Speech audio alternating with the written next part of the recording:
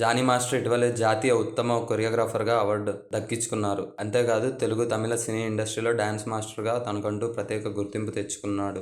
అలాంటి వ్యక్తిపై తాజాగా లైంగిక వేధింపుల ఆరోపణలపై రాయదుర్గం పోలీస్ స్టేషన్లో కేసు నమోదైంది. కొరియోగ్రాఫర్ జానీ మాస్టర్ గత కొంతకాలంగా తన మీద లైంగిక వేధింపులకు పాల్పడుతున్నట్లు మరో మహిళా కొరియోగ్రాఫర్ పోలీసులకు కంప్లైంట్ చేసింది. చెన్నై, ముంబై, హైదరాబాద్తో సహా వివిధ నగరాల్లో అవుట్డోర్ షూటింగ్లకు వెళ్ళినప్పుడల్లా, ఆ తర్వాత నార్సింగిలోని తన నివాసంలో కూడా జానీ లైంగిక వేధింపులకు పాల్పడ్డాడని మహిళా కొరియోగ్రాఫర్ తన ఫిర్యాదులో పేర్కొంది.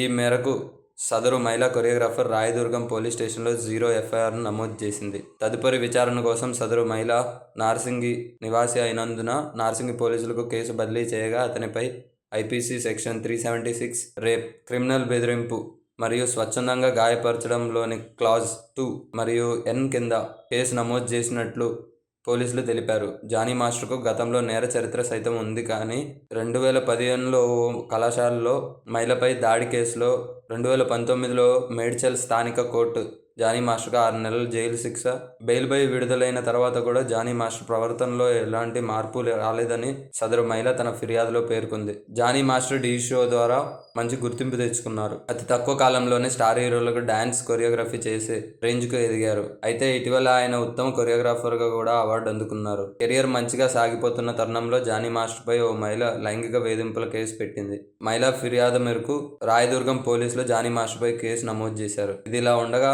జానీ మాస్టర్ హీరోగా రన్నర్ అనే సినిమా చేస్తున్నారు.